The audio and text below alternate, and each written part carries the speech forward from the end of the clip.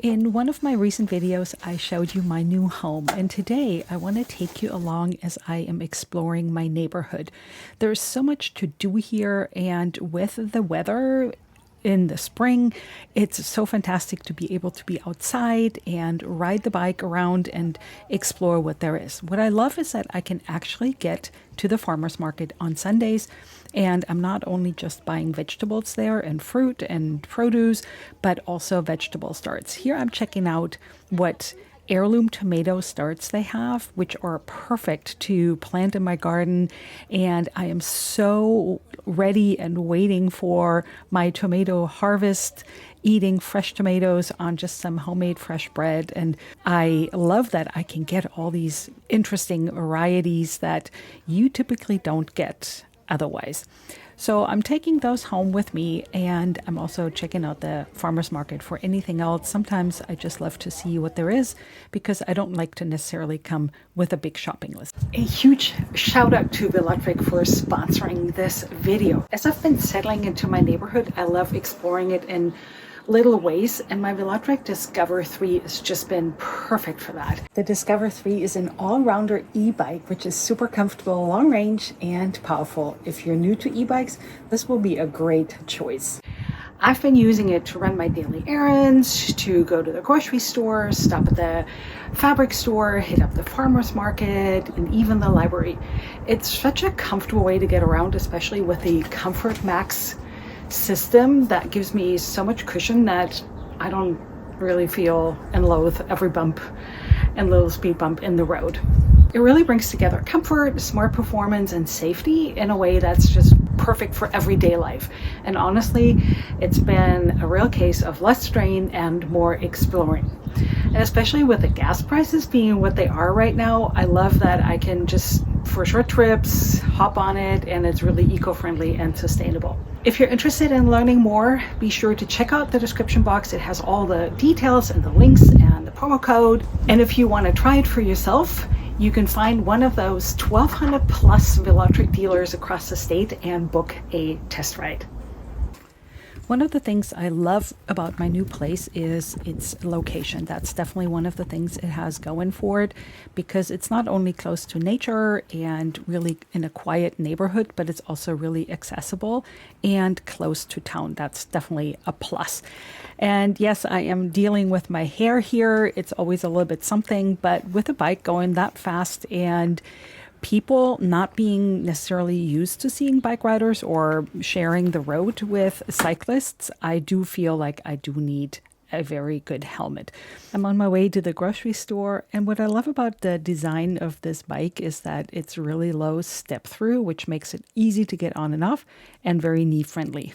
I'm always happy when I find grocery stores that actually have a bike rack where you can not only park your bike, but actually lock it really well. So often I look for a tree or a pole or something where I can not only rest my bike against, but also lock it. So I did get a really good lock for this one because I don't want it to get stolen, which is, obviously a danger with this bike.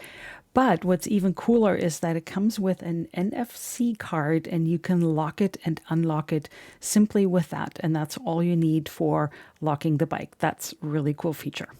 Today I have a real purpose at the grocery store because I have been recipe testing, and I will show you just in a little bit in this video the latest recipe I have been testing, and that is a gluten-free sourdough bread. So many of you have been asking me for it, and I'm super happy because I have nailed it down.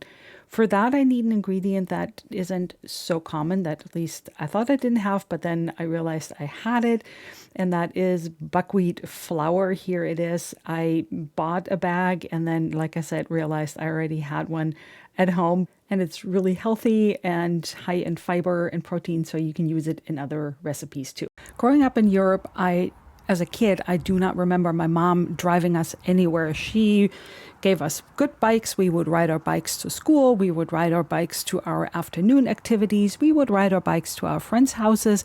And yeah, I'm very spoiled here in California with the weather where it barely ever rains in the summer. But in Germany, it can rain all summer long. And my mom would not drive us anywhere because she felt bad for us. She would just give us a big rain cape and say, "Here, you know, now you have a rain cape, now you go riding.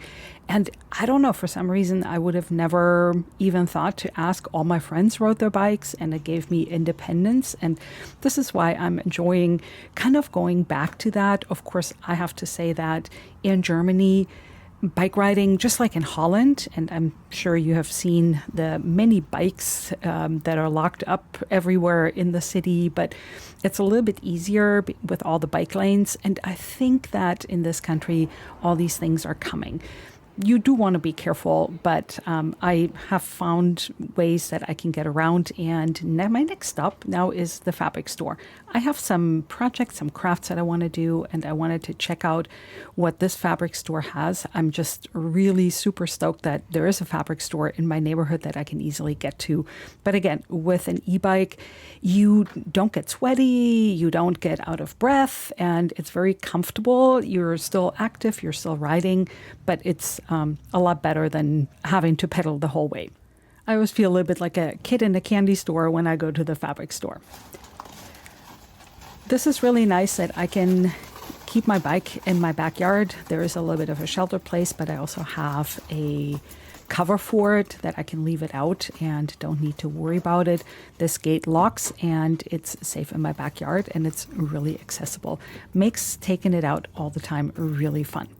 I'm not only thinking about all the fun craft projects and sewing projects that I am going to do in the next few weeks and months, but also the kind of recipes that I'm testing and the recipes that I can bring to this channel. Back at home, I am making my sourdough gluten-free recipe, and this is a gluten-free sourdough starter that's super easy to make with my signature method. And this recipe is just really simple. All we do is, I am grinding because I also had some buckwheat grains, some whole buckwheat, and some brown rice that I'm grinding into a flour for this bread. That makes it super yummy, and it has the same mouthfeel and kind of texture as a gluten bread. I have tried a little bit around and finally super happy with this recipe. So here I'm mixing the dough. The secret, not so secret ingredient for adding a little bit of fluff is adding psyllium seeds to it. They ensure that the bread is actually fluffy and not like cardboard. I remember in the early days of gluten-free baked goods, there was a lot of cardboard and just really dense, unpalatable breads. And I don't know about you, but I never liked those. I let the bread ferment on the counter, and then I'm going to put it in the fridge overnight to get the full bulk fermentation going. The next day, I am shaping it into the bread. Because it doesn't have gluten, it's not going to have the same feel to it and the same behavior, but I have found that if you dome it really nicely, it bakes up super well. Here it is. I'm super happy, and the taste and, like I said, the texture and the mouthfeel is very close to regular bread. In my last video, I showed you the book I was reading, and that was the book about Alexander von Humboldt, and it's time to return it to the library, which is another quick errand that I love taking my bike out because it is so close. I hope you enjoyed exploring my neighborhood with me. Thank you so much for watching, and I'll see you in the next video.